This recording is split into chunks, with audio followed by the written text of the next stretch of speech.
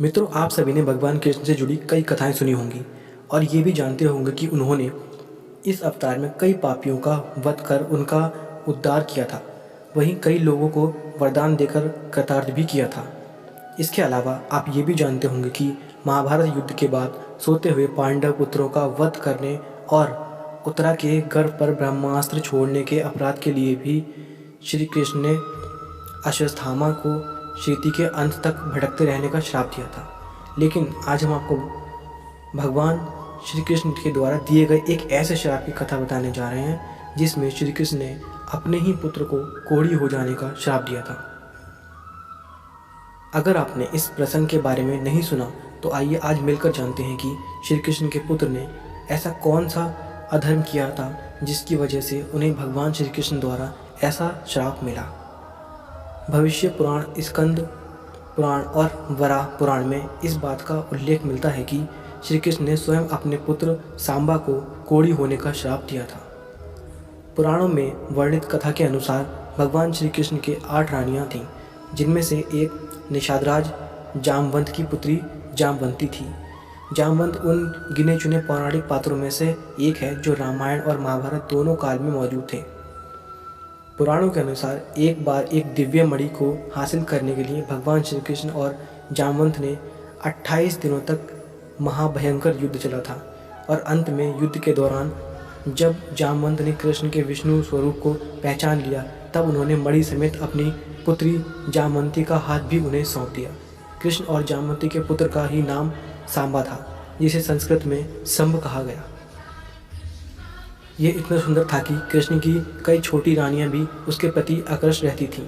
सांबा की सुंदरता की वजह से एक दिन श्री कृष्ण की एक रानी ने लक्ष्मणा का रूप धारण कर सांबा को अपने आलिंगन में भर लिया।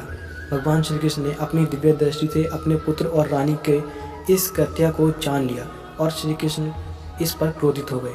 सुबह सुबह के पहर उन्होंने सांबा को अपने कक्ष में बुलवाया और क्रोध के वश में आकर उन्होंने अपने ही पुत्र को कोढ़ी हो जाने और मृत्यु के पश्चात डाकुओं द्वारा उसकी पत्नियों को अपहरण हो जाने का श्राप दिया।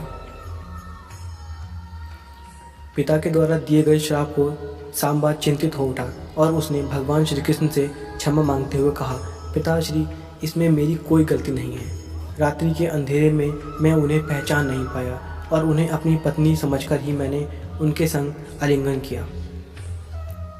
यह सुनकर श्री कृष्ण बोले कि पुत्र, श्राप तो वापस नहीं लिया जा सकता है, परंतु इस श्राप से मुक्त होने का एक मार्ग अवश्य है।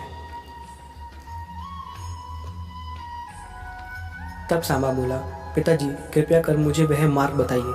तब श्री कृष्ण सांबा से बोले, तुम तत्काल महर्षि कटक से जाकर मिलो, वहीं तुम्हें इस श्राप से मुक्त होने का मार्ग बताएंगे। इसके बाद सांबा वहां से महर्षि कटक से मिलने चल पड़ा।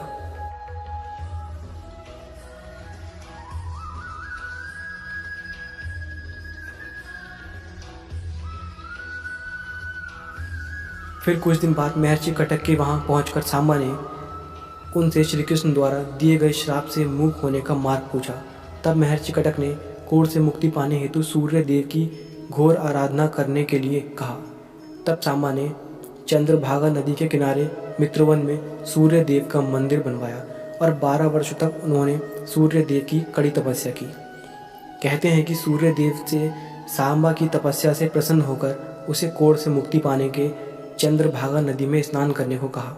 तभी से आज तक चंद्रभागा नदी को कोढ़ ठीक करने वाली नदी के रूप में जाना जाता है। मान्यता है कि इस नदी में स्नान करने वाले व्यक्ति को कोढ़ जल्दी ठीक हो जाता है और सांबा द्वारा बनवाया गया वह मंदिर आज पाकिस्तान के मुल्तान शहर में स्थित है, जिस आदित्य मंदिर के नाम से भी जाना जाता है।